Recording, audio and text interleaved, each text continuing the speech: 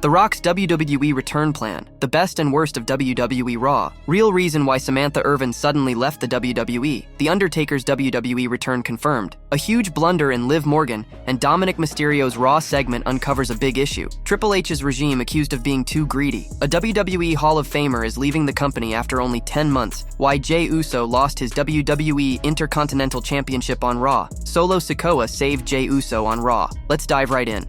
The best and worst of WWE Raw. Tonight's episode of WWE Raw was a productive one, with several big moments throughout its 2-hour length. It's been a massive improvement over the past 2 weeks, with a solid blend of in-ring action and impactful segments. There were developments with implications for next Monday's show Crown Jewel and even Survivor Series, a huge step in the right direction. So with that in mind, let's look at the biggest positives and negatives from the first WWE Raw since Samantha Irvin's sudden departure. Number 1. Best. The Wyatts are back on WWE Raw. The Wyatt 6 are finally back on WWE Raw, with some new targets. It had been too long since we last saw them. Uncle Howdy's crew is going after the Final Testament, and a brawl kicked off in the middle of an attack on R-Truth. The Miz cowered in the middle of the ring, avoiding any part of the Wyatts until Howdy showed up. The A-lister escaped unscathed after Paul Ellering sacrificed himself in what seemed like a way to write him off for good. This was a solid start to a program that would only make Karrion Kross and his faction more interesting. Xavier Woods' subtle heel turn tease during the beatdown of R-Truth was also well done. It will be interesting to see what's next for him and Kofi Kingston ahead of the triple threat tag team match on next week's WWE Raw. Number 2. Worst. Not a very good bodyguard. It looks like Liv Morgan's decision to hire Raquel Rodriguez as her bodyguard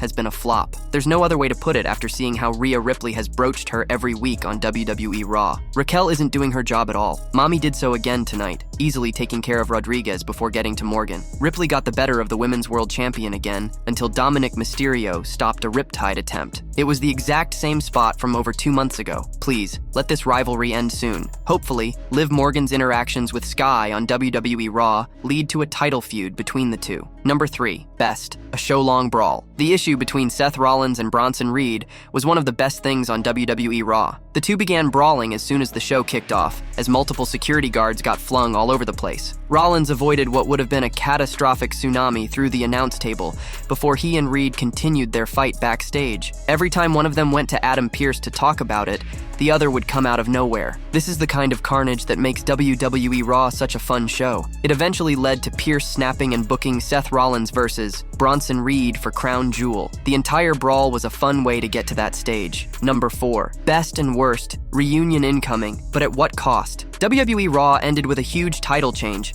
as Braun Breaker once again became the Intercontinental Champion. He defeated Jey Uso, who just wouldn't be left alone by his family. This was completely disheartening, with the Yeet Master's first singles title reign ending at just 28 days. However, let's not forget how good the match that came before was, despite the gut-wrenching outcome. Breaker and Uso had another great showing against one another until the Bloodline showed up. While Solo Sikoa first tried to reason with Jey Uso, things broke down after he was accidentally speared. Braun Breaker and Jacob Fatu had an intense face-off as well, with the latter ultimately costing main event Jey his IC title. As sad as it is to see him lose the championship, this is now the ultimate reason why Jey Uso will reunite with Jimmy Uso and Roman Reigns. He'll want to avenge this loss, with forgiveness being the only way forward. Real reason why Samantha Irvin suddenly left the WWE. Samantha Irvin has left WWE, and it is official as of Raw. A report has emerged as to her reason for leaving the company. Earlier today, Samantha Irvin revealed that she was leaving WWE. Her time as the Raw ring announcer has come to an end. She also said that this was not the end of her art. She said that she was thankful to the women's locker room, the crew and cameramen, and everyone in the company who accepted her. She went on to thank Paul Heyman, Michael Cole, Triple H, and many others, saying goodbye. Now, a report has emerged as to the reason she's leaving the company. Sportskeeda Wrestling's Dr. Chris Featherstone has confirmed that he has spoken to those inside the company. As per his sources, this departure is due to Irvin's schedule not working with her relationship with Ricochet. However, despite that, the departure has been amicable. She was not at tonight's Raw. Lillian Garcia replaced her as the ring announcer. The report added that a move to AEW is expected, but has not been confirmed. However, it should be noted that Ricochet himself has said that Samantha Irvin is not coming to AEW. It remains to be seen what's next for the beloved ring announcer. The Undertaker's WWE return confirmed. The WWE Universe continues to buzz over The Undertaker exactly 52 months after he officially announced his retirement. Taker has managed to stay relevant in life after the ring, with happenings inside and outside of the business. Sources just revealed how WWE is apparently set to bring the dead man back to the storylines. The Phenom made his NXT debut 1 year and 11 days ago on the October 10th, 2023 edition of NXT from the WWE Performance Center, which was a special episode as AEW Dynamite was moved up a night, airing head-to-head with NXT as a Title Tuesday special. Officials loaded NXT up with Taker, Paul Heyman, John Cena, Cody Rhodes, and Asuka. Taker is reportedly headed back to NXT. A new report from PW Insider notes how there was talk going around the WWE Performance Center in Orlando today that said the dead man is expected to be back at the facility next week. The source added that Taker may be appearing on the October 29th edition of NXT while he's in town. This would be the post-Halloween Havoc NXT episode, which will air just 2 days after the PLE scheduled for Sunday,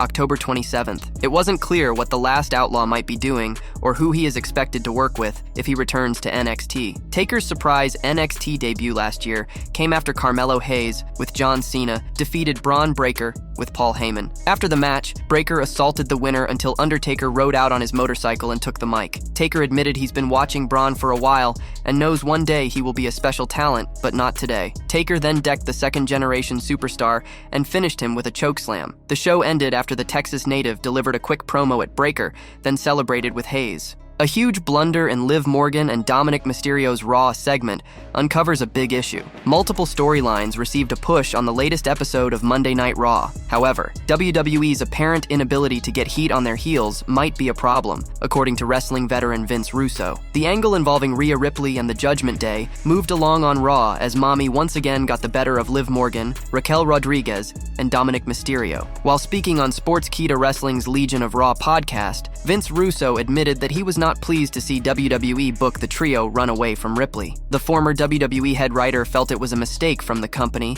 and highlighted a recurring trend of on-screen villains not attracting the required heat due to how they are presented. You've got Liv, Raquel, and Dominik backing off of one person. I don't know how you're ever getting heat on heels that way, man, Vince Russo said. WWE tries to keep the crowd happy even at TV shows, and Vince Russo noted how Raw and SmackDown are also sometimes treated like live events. The promotion was appeasing fans by making the babyface look strong. Russo did not have any complaints if WWE did indeed follow the aforementioned strategy, but brought attention to the sluggish viewership numbers that have not increased in years. If they are going by this rule of thumb, it's really hard for me to argue with that, and they may be going by this rule of thumb. We're making so much money right now, don't change anything. And that's great, but again, between AEW and WWE, we've been looking at those same numbers forever. And I don't want to hear about social media numbers and 42 million subscribers on YouTube until you can 1000% verify those numbers. While WWE has changed considerably under the creative leadership of Triple H, there are still several areas that could be fine-tuned as we prepare for Crown Jewel 2024. Triple H's regime accused of being too greedy. Triple H has brought about some major changes to WWE Raw and SmackDown in recent months. A veteran recently commented on an upcoming change to the Friday night show that he believes will affect the product. Former WWE writer Vince Russo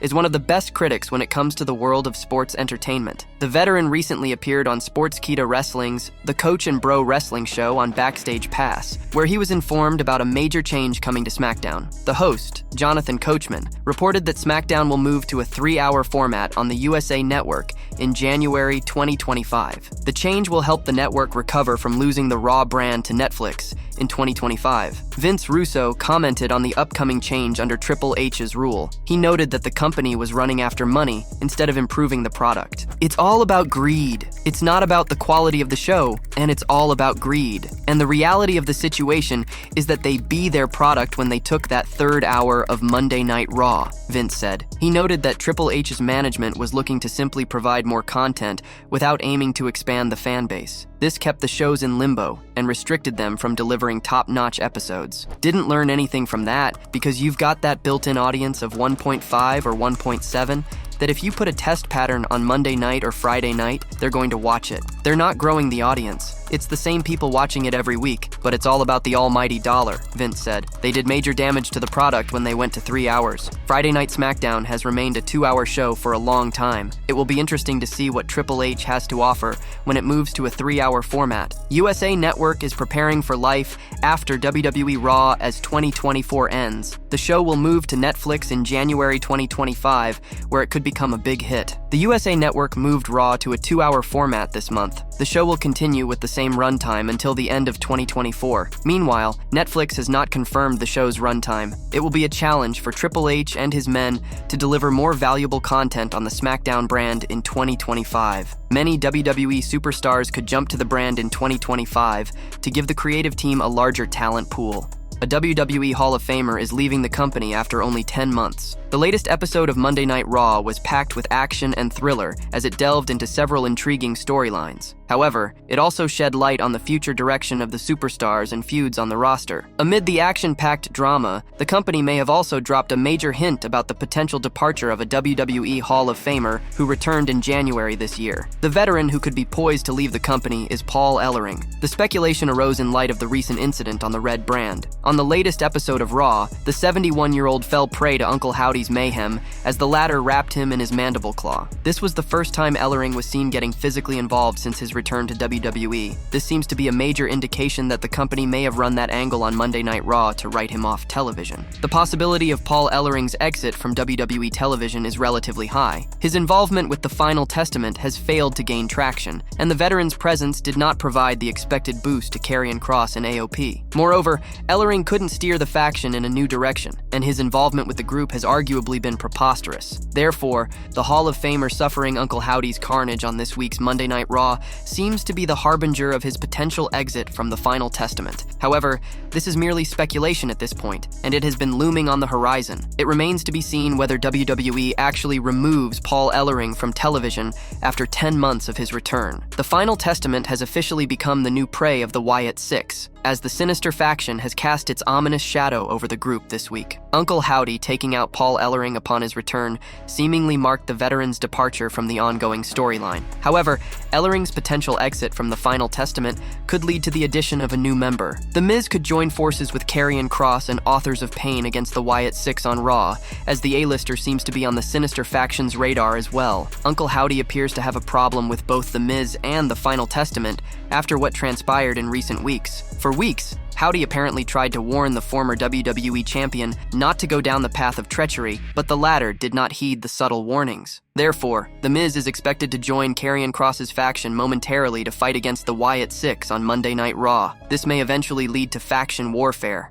The Rock's WWE return plan. The stage is gradually being set for a phenomenal showdown featuring 2 versions of the Bloodline in WWE. During the latest episode of Sportskeeda Wrestling's Legion of Raw, Vince Russo briefly commented on a proposed plan for The Rock's return. As things stand on TV, Roman Reigns and Jimmy Uso will most likely reunite with Jey Uso to battle Solo Sikoa's faction. With Survivor Series 2024 just around the corner, the Bloodline versus Bloodline match would be ideal in a War Game setup. However, for that to happen, Reigns and co. would have to recruit a 4th member. On Legion of Raw, the possibility of The Rock returning to join Reigns was brought up, with the twist being Dwayne Johnson eventually turns on the original Tribal Chief and the Usos. Vince Russo reacted to the potential turn of The Rock, and said while it was interesting, he wasn't convinced by the decision. The former WWE writer said, "I don't know, bro, it's just interesting. With The Rock's movie career, right? I just saw an ad today, read something. He's got another movie coming out. Does it behoove The Rock to be a heel in wrestling?" While The Rock has been a heel as the final boss, his character work seems to have gone beyond what traditional wrestling fans are accustomed to. He showed up at WWE Bad Blood to put the entire roster on notice, and it would be intriguing to see which side he picks if and when he returns again.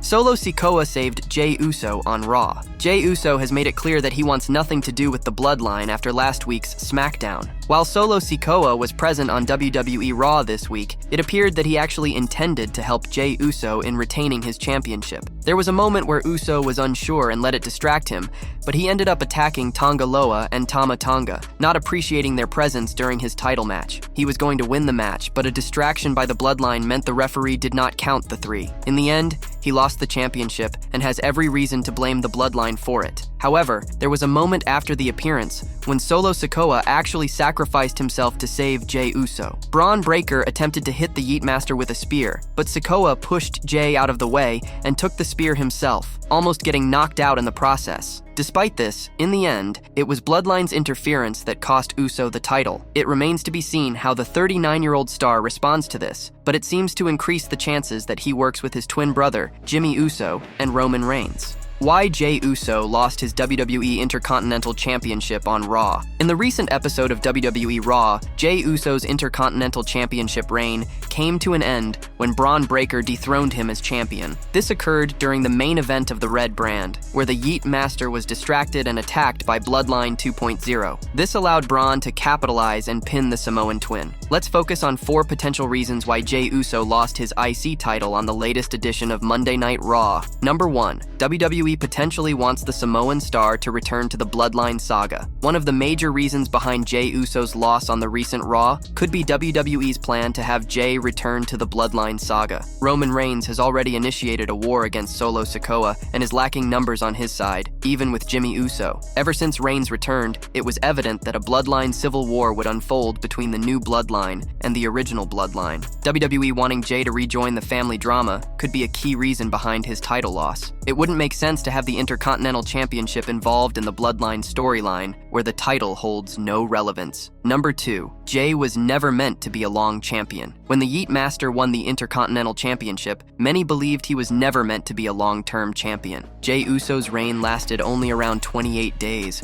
which came as a major shock considering his immense popularity. However, the reason behind Jey losing the IC title on the recent Raw could be that WWE never intended for him to hold the championship for long, knowing he would soon return to the Bloodline saga. The title might have been placed on his shoulders simply to give him his first singles championship in his 14-year career. Number 3. WWE can't trade Jey Uso to SmackDown with the IC title. Another reason behind Jey Uso dropping the IC title is that WWE cannot trade the Yeet Master to SmackDown while he holds the Intercontinental Championship. The Intercontinental Championship is considered the mid-card title for the Red brand, while the United States Championship, currently held by LA Knight, is designated for SmackDown. If WWE allowed Jey to return to the Bloodline saga with the IC title, they would have had to shift LA Knight to the Red brand to swap the mid-card titles. Currently, Knight is engaged in a feud with Carmelo Hayes and Andrade, making it illogical to trade him to SmackDown in the middle of a storyline. Hence, this provides another reason why the Samoan star lost the IC title on Raw to Braun Breaker.